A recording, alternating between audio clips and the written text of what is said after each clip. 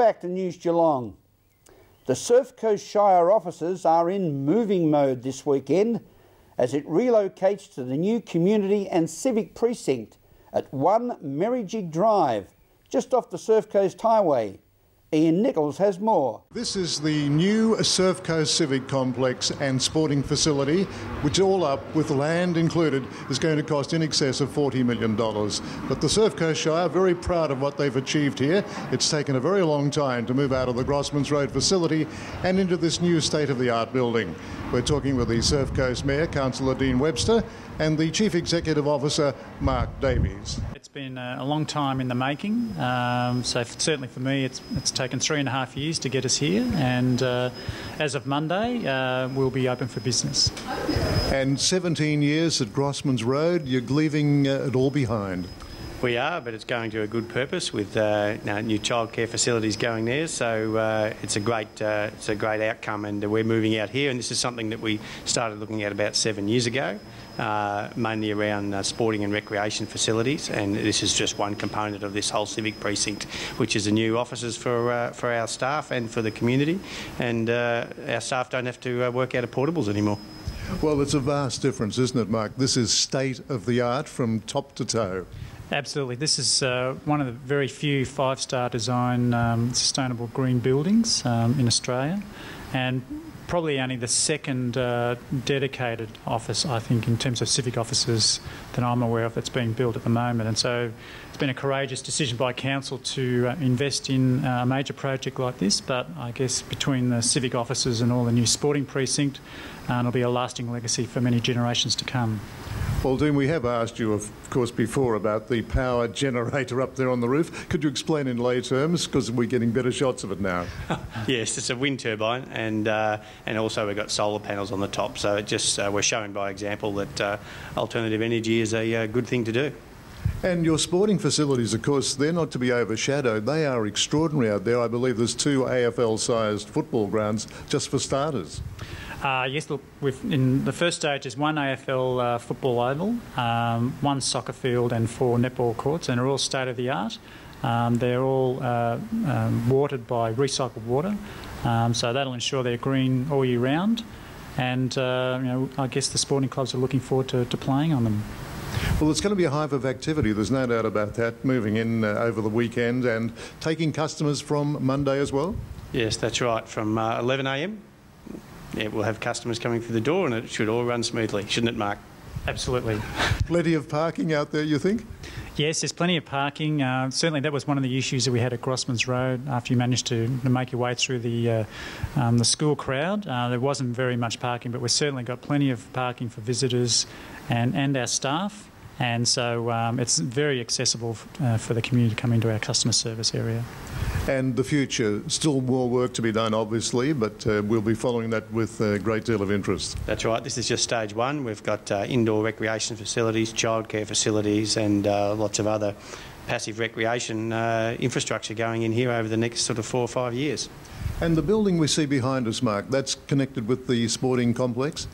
Yes, so we've constructed a 2-storey pavilion. So the bottom floor is change rooms to, I guess, to support the facilities that are around it, and then on the top floor is an open area where the community and the sporting groups can use for functions. It can be hired out, and has fantastic views, sweeping views of the ocean.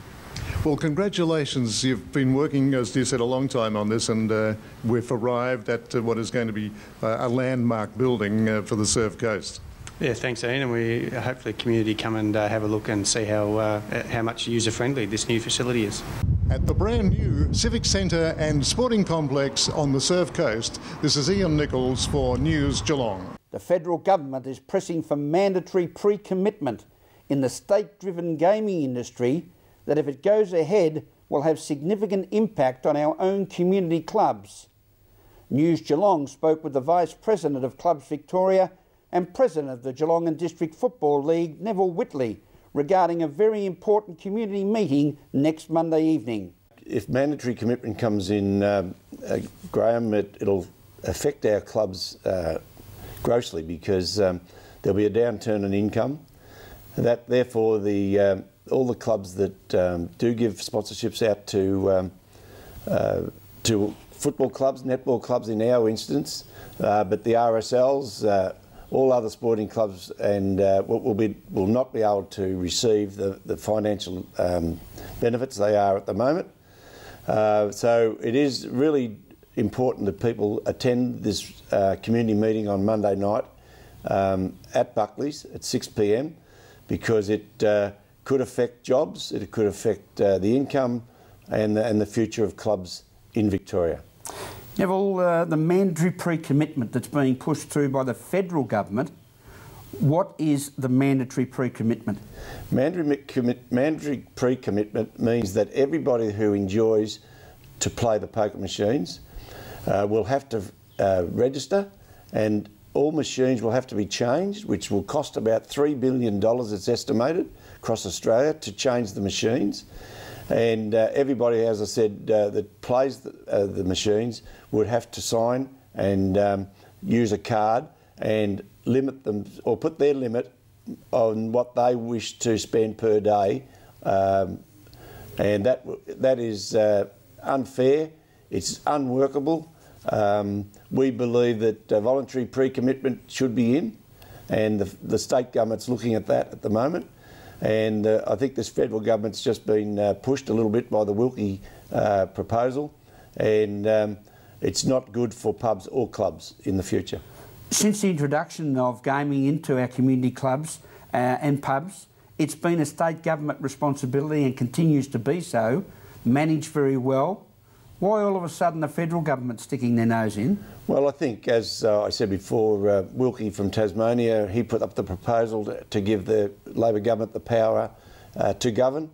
We don't have a problem with that, but the thing was that there was a few criteria, and this is one of them, that to get the power, give the government the vote, they had to have a look at mandatory commitment. That was one of the Wilkie proposals.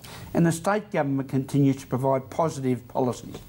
Yes, they do. And post-2012, when the gaming industry changes again, where everybody will be running their own machines, moving into the future, the state government has got, as I said before, policies in place, and we believe we can work with the state government on this, and the federal government doesn't have to be interfering at all.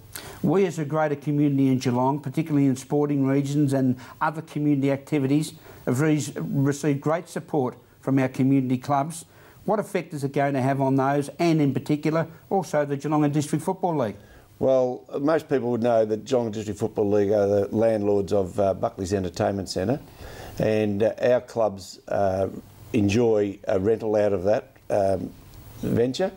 And also all the football clubs and netball clubs in the Geelong region, including the GFL, the Ballerine and the Geelong District Football League, receive sponsorships out of Buckley's organisation, and also, apart from the sponsorship, they also get grants throughout the year. Like last year, or only earlier this year actually it was, Buckley's supplied a defibrillator for 36 clubs, I think it was, including the umpires, which was a great effort, and that's the sort of thing that may go missing in the future.